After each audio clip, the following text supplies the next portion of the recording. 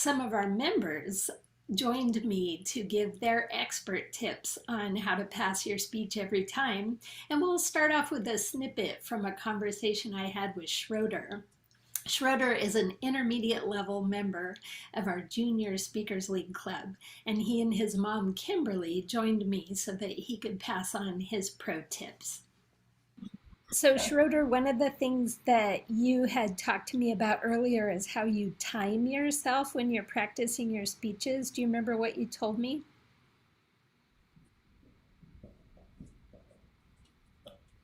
Well, I like to time myself, and sometimes, and most of the times, I have a speech that goes longer than the time is supposed to be, so I just cut out segments that I think I don't really need to put in there and that might not be as important as everything else, and take them out. Sometimes if I have a shorter speech, then I always want to make it longer, and that sometimes can be where my mom comes in. Oh, well, that's good. So, Mom, also known as Kimberly, do you have anything to add about how Schroeder's been so successful? He's actually he's feeding me a line right now, which I guess is indicative of how little I actually have to do. He's giving me the line right now. He's telling me to say, I am your Madam Chairperson at home, essentially. I'm the Madam Chairperson at home, he says. But we go over it. He practices, and as he says, I may think, oh, this section is a bit long, maybe you want to spend more time over here, or that kind of thing, and just give him some sort of organizational tips, and Excellent. but that's pretty much it. I mean, he happens upon his topics all alone, and I really love that he is able to choose things that he is interested in, and it really excites him, and I think that is reflected in his speeches. Definitely. They've always captured everyone's attention. I think my favorite, Schroeder, is when you demonstrated how to surf and you ended up on your couch, on the backside of your couch surfing for us. That was amazing. All right, Schroeder, any last minute tips if someone wanted to pass their speech anytime? Well, I would say that it's all about the effort, so you have to put in a lot of work, but you have to actually do it. You can't just hope that it's going to be great or something. Oh, those are words of wisdom that anybody could use. Peyton and Haley are brother and sister. They joined in the before times, way back in September of 2019. So they had almost a full year of in-person meetings in our flagship first ever Speakers League Club before we all had to move online. Peyton and Haley are both level 3 members, and they've both won Best Speaker multiple times. So I'm curious, you two, about whether having two Speakers League members in the same house affects you or affects how you create or practice your speeches. Can you guys talk a little about that? You want to talk first? Sure, yeah. So it doesn't really bother since we usually don't have speeches all on the same day, but there are the rare occasion of the sibling rivalries. But so usually our speeches when we write them, they don't usually have impact the other person. But sometimes you could practice with your sibling. Yeah. Mm-hmm. Yeah, I do remember before, sometimes we'd practice with each other or try to rehearse with one another. But now that we have different speeches and different times, we still practice with each other sometimes, but it's mostly by ourselves. Yeah. Okay. Oh, that's great. And as far as passing speeches, you two have done very well at meeting all the goals for your speeches. You've all passed or you've both passed all 14 of your speeches the first time around, what one piece of advice could either of you offer to help everybody else? Definitely practice. It's a little obvious as you practice it enough, you might memorize it enough. So then you might not even need notes, and then your speech would come out much more natural if you've done it a lot more times. It seemed like something that you just know very well, and you would know very well after practicing. Yeah. Practicing, but also like you should always read the criteria of what the speech is you're going to do on the handbook, because that's always really helpful. Like sometimes I think one speech I didn't read the criteria, and I almost didn't pass it because I didn't do it correctly. So it's always nice to check on that first. Yes. Oh, that Oh, is and also adding a little thing. Also on slides, if you have slides, you can always add little like write the title to maybe help you if you like forget a little bit about what part of your speech you're talking about. Like you could go to the next slide and remember, oh, we're talking about this part again. Okay, so I'll just start talking about this part. Oh, that's great. That's a good tip. I think sometimes the slides have a section where you could put your own notes of things that you're planning on saying too. So that is great. Do you guys ever practice? How do you practice for making sure you have the right timing? That must help having both of you there knowing how to hold up signals and whatnot. Oh yeah, that definitely would be a lot of help, and it is sometimes. And if my brother doesn't want to help, as of course some siblings do not, then I can always record myself on a very handy app called Voice Memos on Oh. your tablet or phone. And there's also the time, so you can always see if you've made the time limit, if you need to cut stuff, or you're perfectly fine. Yeah. Yeah, so I always just write my speech first without thinking about the time limit. I mean, it's usually around 1 to 2 pages just to make the minimum time limit. But once I finish the speech and finish editing, then I start actually practicing. And if I'm a little under the time limit, I have to go back and add stuff. But if I'm just there, I would time myself with just like an old-fashioned stopwatch. And if I'm just there, then I can start practicing. Oh, that's great. That's really good advice. And also, I think most of our members know that once you hit level 3, reaching the time eligibility is a deal breaker for whether you pass the speech. So I would imagine it becomes a little more important to make sure you hit that green signal once you're doing your level 3 speeches, right? Yeah. All right, any other last minute tips you could offer to our less experienced speakers? Yes. If you are writing a speech, you should probably try to write it longer. So in case you do forget parts or stumble over, then you still have a lot of other parts that could actually help you reach the time limit. Instead of having like one that's perfectly timed, because if none of your, I mean, unless you're very well practiced and stuff, most likely your speech won't go perfectly as planned. So it's always good to have a little extra in there. And I also think the hardest part of writing the speech is to like find the topic and get it started. So you might want to spend more time on finding the topic when you get assigned your speech or what your next speech is. And you always want to have like an outline because it's really easy to follow. And it's easy just to write, from the outline to writing into the actual speech. So. Oh, those are great, great pieces of information from our senior members. Thank you both, Haley and Peyton, so much for giving us your expertise. Thank you. Thank you.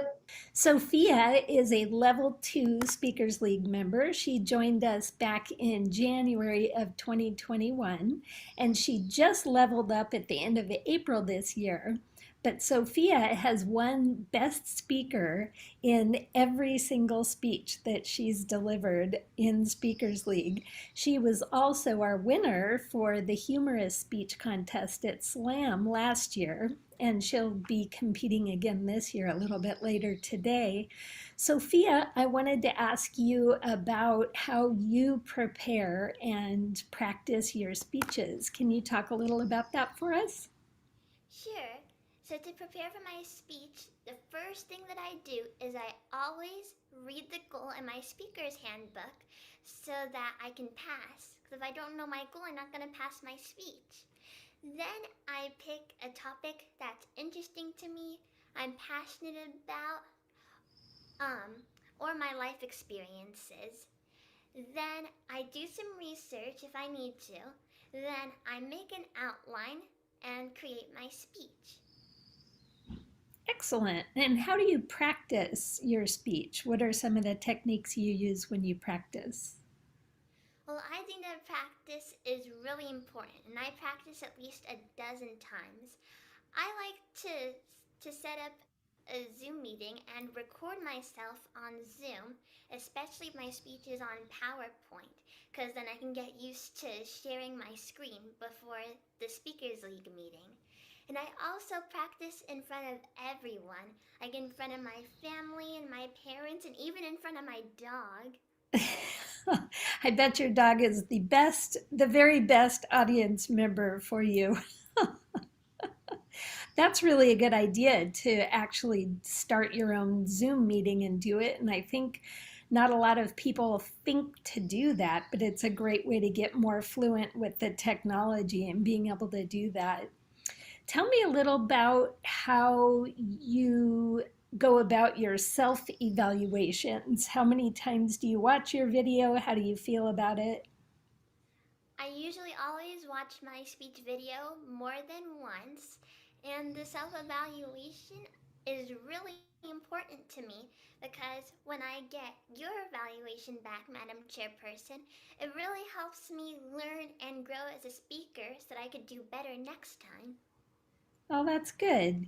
Do you find it hard to watch yourself? Sometimes. Yeah, I find when I see videos of myself, at first I only see the things that I did wrong. But going back a second time, I think, oh, okay, I used eye contact pretty well and my gestures were pretty good. So it sort of balances itself out. You have to kind of get over that hump of not liking to see yourself on video. But it looks like you have clearly mastered doing that because you're wildly successful in your speeches. Is there any last minute advice you could give to us? Well, I have a tip. So, Ooh, what's that? practicing your speech before you go to bed will actually help you remember it. Oh, that's a good idea. So while you're sleeping, your mind continues to kind of work on it. That's your secret recipe, is it? Well, that's great, Sophia. Thank you so much for sharing your expertise and good luck later in the contests today. Thank you for having me. Lexi is a level 1 speaker. She joined us this past September. And so she's never had an in-person meeting yet, but hopefully next year. Lexi worked super hard. She requested extra speaker spots whenever she could get them. She even filled in at least once at the last minute for a speaker who was sick that day. And she almost made it all the way through level 1 in a single school year, which is hard to do. Lexi, what tripped you up? The dreaded knowledge speech. It's just the last speech in level 1. I'm like, come on, I was so close. You were almost there. Oh my gosh. Yeah, I remember you had a great research speech. You used all your level 1 skills. You turned in your MLA formatted outline ahead of time and sent it to the evaluator, I think by yourself. Sometimes they ask me to do it. What else? You had every skill that earned you a best speaker win in the last 6 of 7 speeches you gave. But there was one thing missing in this. What was it? It was visual aids. I mean, I really need to start looking at my handbook because I didn't do it for the organizing speech either. That is kind of a heartbreaker, right? And it's hard because I think once you've done a bunch of speeches and you kind of feel like you have you've mastered all the basics, it's easy to just get tripped up on one little thing. I mean, the knowledge speech has special timing requirements and everything, and you did great. What would you do differently next time if you were going to make sure you passed it? Probably definitely look at the handbook and also probably include visual aids for my next knowledge speech. Yeah, it's hard because there are some speeches, although I feel there's that any speech can be made better with a visual aid or two. But I think there are arguably speeches that don't need visual aids. If you're super compelling, for example, the storytelling speech, if your whole body is a visual aid and you're telling the story with your body, you don't need to throw in a slide or something you hold up. But yep, the knowledge one, unfortunately, that is a deal breaker.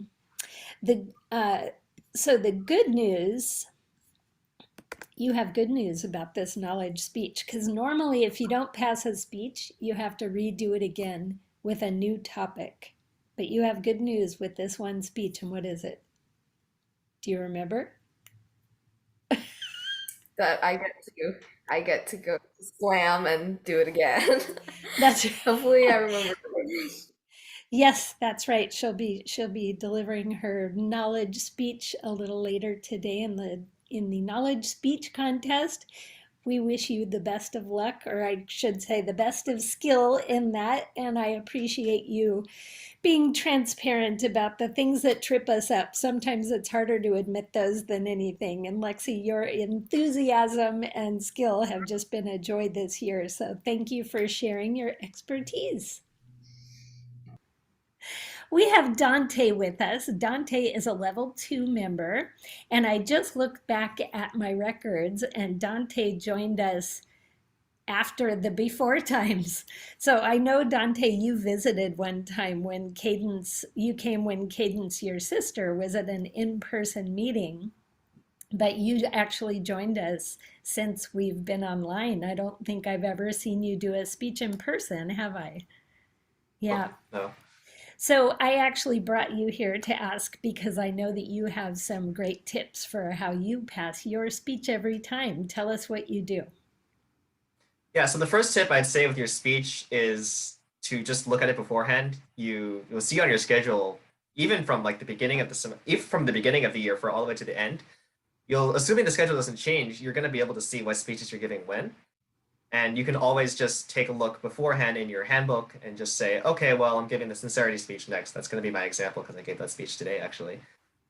And so what I did was I looked maybe a week ago, I was in my handbook. I looked for the sincerity speech. I looked at the guidelines.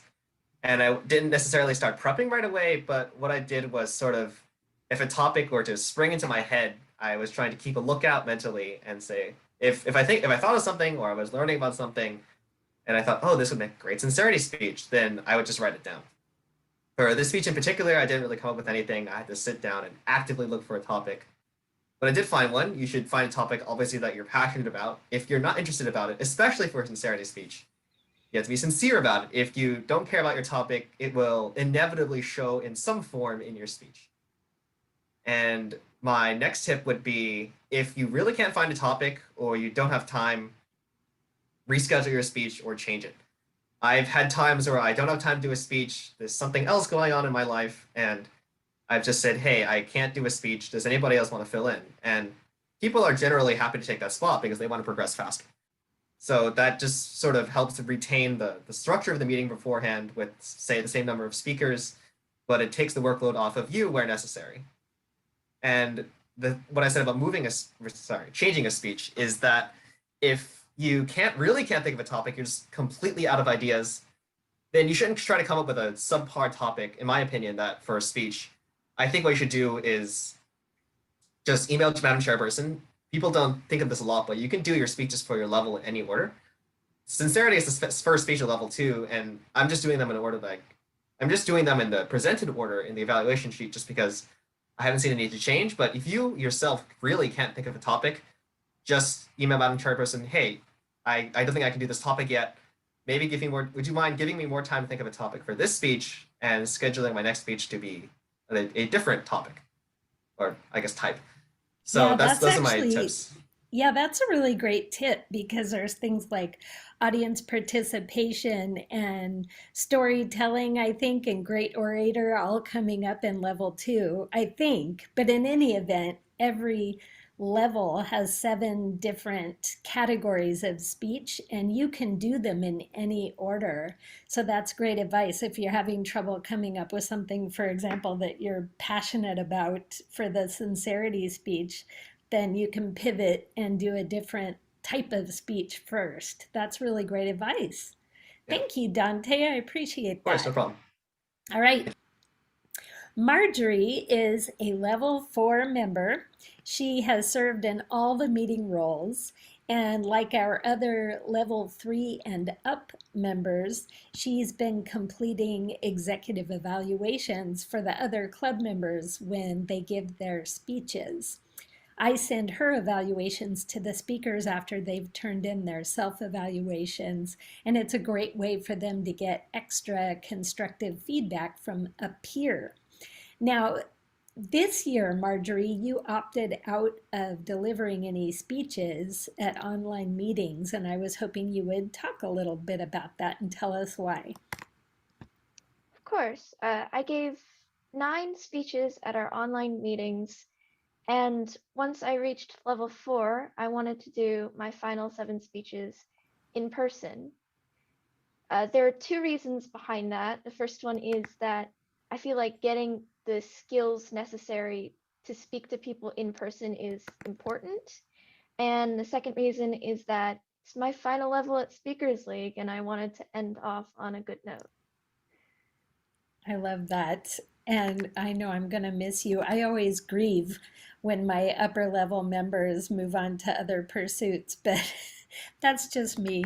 I always am so sad. Also, it kind of makes sense to try to do your level 4 speeches in person because there's speeches like the offsite speech or your humor speech, and those are hard to do online. They're way better with a live audience. So the question I have for you, Marjorie, is during this year, you've been watching and evaluating everybody else's speeches. So I'm thinking that you might have some great words of wisdom to help our other members pass all of their speeches every time. What advice can you give us? One thing that has been helpful for me is just watching other people give speeches. It really helps me spot things that might trip someone up, like meeting time eligibility or creating an outline that they can stick to. Another great tool is the library of training videos we can all Mm. find for free. If you don't know how to do a role, or if you want to learn more about the basic elements of public speaking like gestures, vocal variety, and visual aids, there are some great training videos. Our chairperson uploads them to our group email so we can find them easily. Oh, that's great advice. Yes, so you can ask your chairperson how to access all those videos. Different chair people will have different availability of where the links are and whatnot. Let me see. Is there any other pearls of wisdom that you could give to us? Yes, so one thing that is extremely, extremely important to me, at least, is just watching myself give speeches. I know it's really hard for people to watch themselves deliver things because it's kind of embarrassing sometimes, but it really does help. Noticing things that you personally can improve on is a really big step towards improvement. That is great advice. It's probably the hardest thing. I think, particularly once you hit around junior high level, it's just torture to watch yourself, probably. But really, nobody knows what you're capable of better than yourself. And watching what you can do is a great way to kind of learn for next time and get better. Thank you so much, Marjorie. It's great to have our upper level members giving a leg up to everybody who's yet to come. And we wish you great success next year when you get to do your online speeches in person, finally. Thanks again. Thank you. To finish up our great advice from all of our Speakers League members today, I've got one of my near and dear groups. They used to meet in Pasadena in the before times, and we've been online now for quite some time. I'm going to hopefully get through many of them in rapid fire succession with their pro tips on how to pass your speech every time. I'm going to start with Cassidy. Go. Thank you all. My advice is short and sweet. When you practice your speech, time it. That way you can adjust it to make sure you always meet the time eligibility. Awesome, thank you. Next on my list here, let's do Sam. Hello, so this is Speakers League advice? Yes, how to pass your speech every time. How to pass your speech every time. Make sure you're on gallery view so you can see the timer. Now, you can get past the speech at just green. If you pass the green light, you're good. If you go past the red light, you might not make it. I usually try to make my speeches pretty long, and so I usually go to the red, and I have gone out of time many times. So usually, I think if you're just trying to play it safe, just try to get to green and then I guess stop, but hey, that's just me. Awesome, thank you, Sam. Next up, let's do Nate. Surprise. One of the best Speakers League advice I've ever heard is to have more vocal variety. You don't want to just speak like this the entire speech, and people are going to be uninterested in whatever you're talking about. You got to be louder, higher pitch, lower pitch, maybe. You don't want to be at the same pitch the entire time. Awesome, thank you, Nate. Let's have Isabella give us hers. My advice for how to pass your speech every time is to write it out or plan it ahead of time, whether it's bullet points or you write it out word for word. Thank you. Let's see, we've got Eli coming in from some park. Let's see if his internet connection allows him to give us some pro tips. Yes. Now, for me, my special tip would be always read your speech out loud. Now, it may sound good writing it out, but once you read it out loud, some parts might sound a little stuttery or it might not make too much sense. So read it out loud and it'll make a little bit more sense. Thank you, Eli. Let's go to Evan. My advice is to practice your speech many times before you give it. Excellent advice. Thank you. How about Adriana? My advice is to read and reread what is in the requirements. Make sure you have them all perfect. Once you've done that, ask some questions as well. Even if you are mercifully sure, you want to be 100% sure so you can pass your speech effectively. Thank you. Thank you. All right. How about Orion? My advice for passing every Speakers League speech would probably be to have as much interest and energy and confidence in your topic as possible, because that shows when you're writing your speech and it'll make everyone just immediately interested in whatever you're talking about, no matter what it is. Great advice. I think, wait, have I gotten everybody? Nope, I still need to get Noah.